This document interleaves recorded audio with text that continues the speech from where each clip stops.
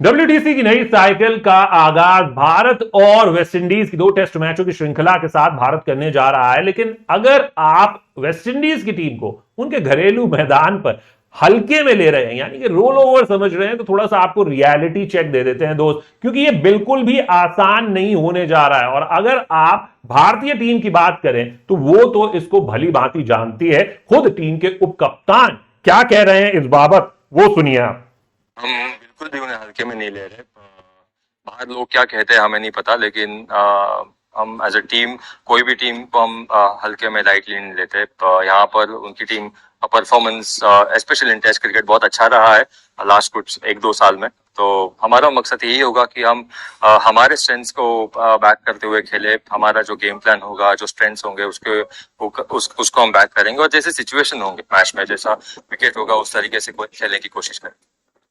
तो ये आपने सुना टीम के उपकप्तान अजिंक्य रहाणे का बयान। लेकिन इसके मतलब क्या है? दरअसल भारतीय टीम पर भी थोड़ी सी नजर डालनी होगी, और ये वो 5 पॉइंट्स हैं जिसकी वजह से मैं कह रहा हूं कि इस सीरीज में आप वेस्टइंडीज को हल्के में मत लीजिए। सबसे पहला पॉइंट है रोहित और विराट की फॉर्म। यानी रोहित शर्मा ने वेस्टइंडीज में लास्ट टाइम कब खेला? 2016 में टेस्ट मैच खेला। उसके पहले अगर आप उसकी बात करें विराट कोहली की, तो पिछली जो सीरीज रही थी उसमें उन्होंने कुल मिलाकर 136 रन कुल जोड़ सके थे वो। तो ऐसे में, और अभी अगर हालिया फॉर्म भी देख ले, हर जगह पर पिछले 3-4 साल में विराट कोहली की फॉर्म क्या रही है? 27-28 की औसत टेस्ट क्रिकेट में वो बना रहे हैं, और over a long period of time, over a long period of innings Rohit Sharma कुछ खास नहीं कर पा रहे हैं, बड़े मौकों पर फ्लॉप हो रहे हैं। और ये एक बड़ा फैक्टर है, जब आपके सीनियर खिलाड़ी फॉर्म में ना हो तो वो रब ऑफ कर जाता है बाकी खिलाड़ियों पर भी। पॉइंट नंबर 2, शुभमन और यशस्वी,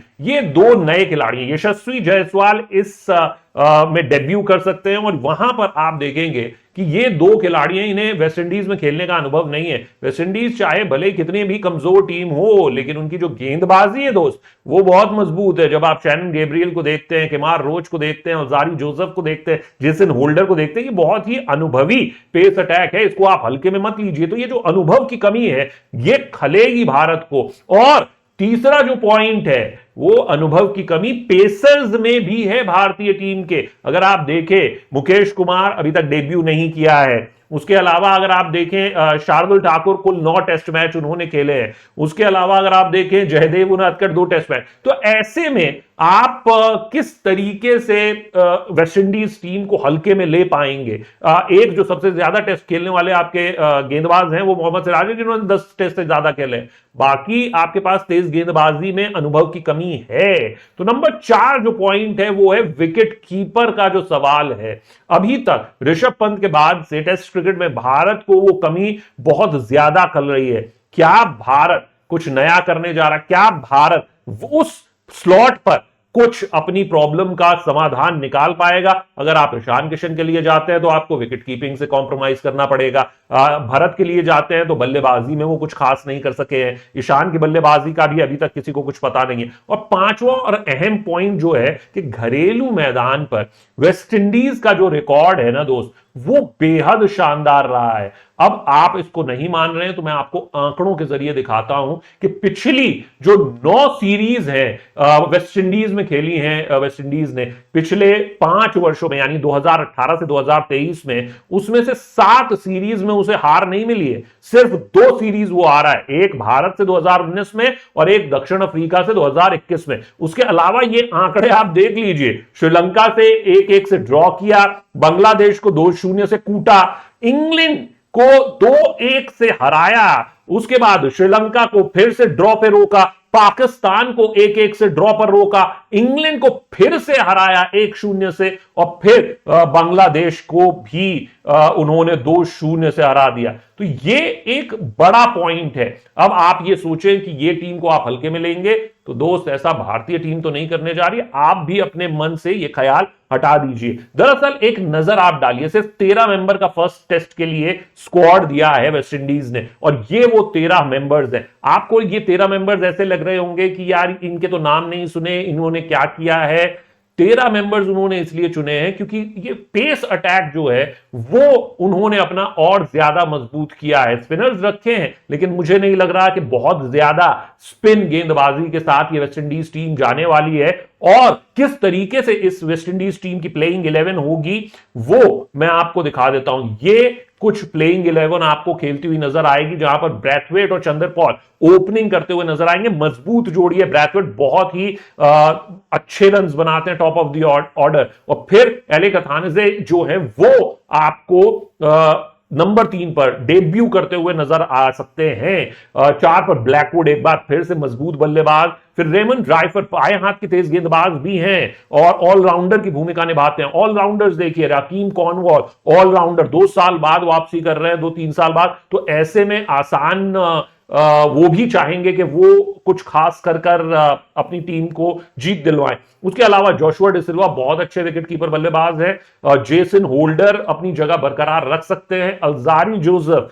कीमार रोज, शैनन गैब्रियल, ये पेस अटैक मजबूत है, इसको आप हल्के में मत लें। लेकिन फिर भारतीय जो टीम है उसका क्या? भारतीय टीम भी जल्दी से मैं आपको दिखा देता हूं। ये भारतीय स्क्वाड है। अब इस स्क्वाड में आपने देखा कि किस तरीके से 4-4 ओपनर्स लिए हैं। मिडिल ऑर्डर में बहुत ज्यादा ऑप्शंस आपके पास नहीं है। विराट रहाणे के साथ ही आपको जाना है, वहां पर कोई ऑप्शन नहीं है। ईशान और भरत में लड़ाई है किस चीज की? विकेट कीपर स्लॉट की। और फिर जो स्पिन ऑलराउंडर्स हैं वो 3-3 हैं भारत के पास। उसमें मुझे ऐसा लगता है डोमिनिका में 2 ही खेलने जा रहे हैं, और ऐसे में फिर जो 4 गेंदबाज हैं तेज गेंदबाज, उसमें से कोई 3 तेज गेंदबाज आपको नजर आएंगे। ऐसे में कैसी हो सकती है भारत की प्लेइंग 11? कुछ इस तरीके से दिखेगी दोस्त, यानी सलामी बल्लेबाजी में आपको यशस्वी जायसवाल डेब्यू करते हुए नजर आएंगे। और मुझे इस टीम में 2 डेब्यू कम से कम मैच में दिखाई दे रहे हैं। पहले टेस्ट में पहला डेब्यू यशस्वी जायसवाल का, नंबर 3 पर शुभमन गिल को, क्योंकि वो लॉन्ग टर्म बल्लेबाज है, उन्हें नंबर 3 पर फिक्स करने की कोशिश है। नंबर 4 पर विराट कोहली के पास एक बार मौका है फिर से कि अपने आप को रिडीम कर सके। नंबर 5 पर अजिंक्य रहाणे शानदार फॉर्म में है, उपकप्तान बन गए हैं। नंबर 6 का जो स्लॉट है, भारत और ईशान किशन की जो लड़ाई दिख रही है, मुझे ऐसा लग रहा है कि यहां पर एक और डेब्यू होने जा रहा है। ईशान किशन आपको इस मैच में खेलते हुए दिखाई दे सकते हैं, यानी नंबर 6 के स्लॉट पर। नंबर 7 पर आपके पास 2 ऑलराउंडर्स आ जाएंगे। 7 और 8 पर जडेजा और अश्विन की जोड़ी, ये लंबे समय बाद ओवरसीज टेस्ट में एक साथ खेलती हुई नजर आएगी। जो नंबर 9, 10, 11 है, देखिए मोहम्मद सिराज का स्लॉट फिक्स है। मुझे ऐसा लगता है कि जयदेव उनादकट का स्लॉट भी पूरा फिक्स है। अब आ जाती है बात, जो तीसरा स्लॉट है उसमें कौन कौन हो सकता है? सैनी, शार्दुल या फिर अक्षर पटेल। अब पिच के हिसाब से ये कॉल लिया जाता है, लेकिन मुझे ऐसा लगता है कि जिस तरीके से रफ्तार का वार करने वाली है वेस्ट इंडीज, यहां पर आपको शार्दुल ठाकुर खेलते हुए नजर आएंगे। तो कुछ इस तरीके से प्लेइंग 11 आपको नजर आ सकती है। लेकिन इस पूरे रिपोर्ट के बारे में आपकी क्या राय है? क्या वेस्ट इंडीज को हल्के में लेना चाहिए और आप किसे खिलाएंगे प्लेइंग 11 में? कमेंट सेक्शन में बताएं। आप देख रहे हैं स्पोर्ट्स चैट।